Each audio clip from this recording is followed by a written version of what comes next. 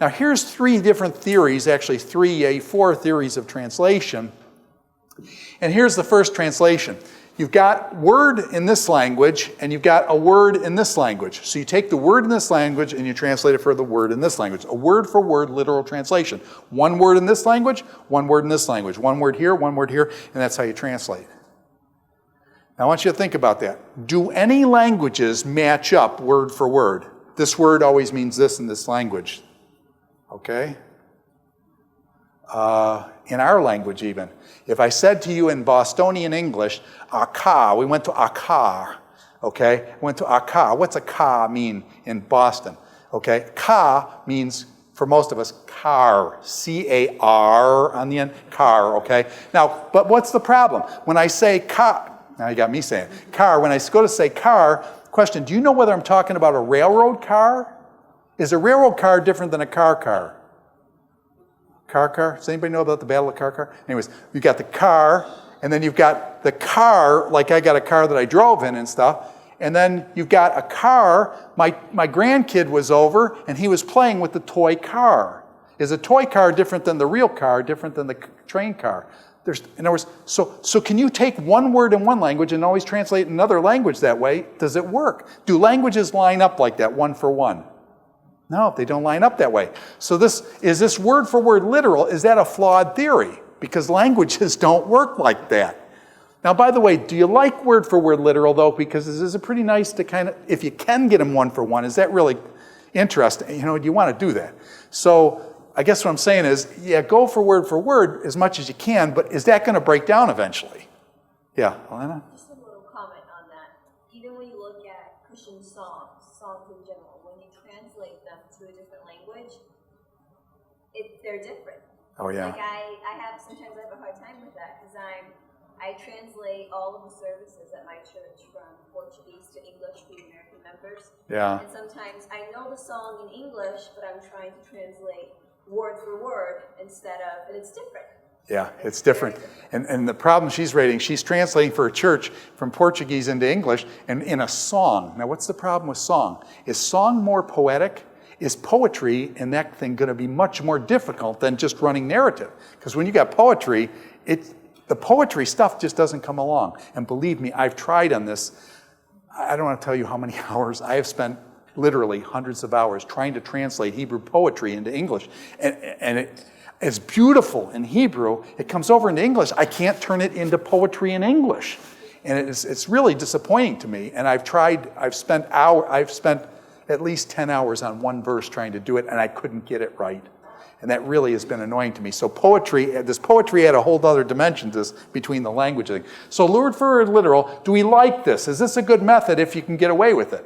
This is good if you can do it, but it doesn't always work like that. So then they have what's called a modified literal. And a modified literal is take it as literally as you can, word for word, but at some points that will break down. At some points, and that was just what she was saying, at some points it will break down. So you do it, modified literal means go word for word, but then when it doesn't work, you got to bail.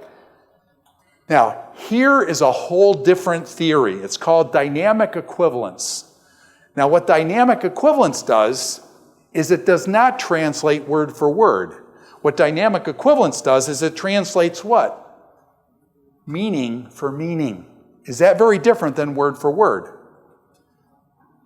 So, for example, I think of the word chesed in Hebrew. Chesed, okay? Chesed. What does chesed mean? And you say, Hildebrandt, what does it mean? You've translated it how many different ways in your life? When I was younger, I translated chesed means love. Okay, so I translated love. You say, oh, that's nice. Okay, love. But then after you do that for a while, you realize that's not really what chesed means. Chesed means more like, and you say, why don't we just use like the NIV? The NIV translates it steadfast love. Now, is that steadfast love, is that a little different than love? Steadfast love. And then you say, I don't like the word steadfast. It sounds like I don't know. So then I translated the word loyal love. If you look in the DASV, I did loyal love there. Now, by the way, is loyal love different than steadfast love? Is there a little bit of similarity between steadfast love and loyal love? Does loyal love have the idea of maybe a covenant or contract that you're loyal to someone? And so I like loyal love better. But then you said, well, yeah, but remember you were back at Grace, and back then you used to translate it stubborn love. Now, is stubborn love different, but does it, you see what I'm saying? Does it have something of that loyal, steadfast, I like the word stubborn love and things, and I did that for a while, but then what was the problem? Then I started realizing for most people, is stubborn a positive or negative? Negative. And so I thought, okay, I know what I mean by stubborn love, but it doesn't work. It's negative for most people, so I dropped the stubborn, and that's when I went to loyal love. Okay, do you see what I'm saying? So what does chesed mean? And the answer is, I don't know. Love, covenant love, loyal love, steadfast love, stubborn love. You know what I'm saying? Does it have all these ideas? And so the word is it's a multiplexed word, and when I go to translate it into English, it's more complicated than I can get it into one or two English words. And again, so that's okay. Dynamic equivalence is you try to do meaning for meaning. You try to take the meaning of this and try to do the meaning over there. And then lastly is what they call politically corrected views. Now, what's a politically corrected view? The TNIV, by the way, today's New International, they published that, I think it was in England. And generally what gets politically corrected things, is gender one of the big things that they'll try to politically correct for gender? I was in a meeting when they introduced the NRSV, New Revised Standard Version. And Bruce Metzger was up there. He's an old godly gentleman from Princeton. He's probably in his 90s now. Anyways, it's been a long time since I've seen him. I hope he's all right. But anyways, Metzger was introducing the NRSV. And one of the women translators got up and she was railing on the NRSV because the NRSV, we've come a long way, but in the NRSV, they still translate God as He. And she was just so disgusted that a Bible would translate God as He. Because that's gender what? Exclusive. It excludes women and stuff. So it's terrible. They call God He, And she was going off and off on all this stuff. Metzger was sitting up there. I don't forget it. He's got his elbows on the table. This woman's going off on the she God. And Metzger's got his head like this. And he's just sitting there going like this. You got 1,000 scholars out there. Metzger's going like this. Anyways, but did she have an act? Okay, that was her axe to grind. And so, have you guys ever seen a vegan reading of the book of Job? I'm not kidding you. I'm dead serious. This is a vegan reading for the book of Job. And anyways, it's just, anyway. So I'm saying is, do different people have different political agendas today?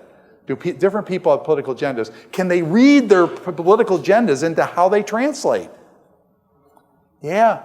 Now, question, do you like that or not like that? Well,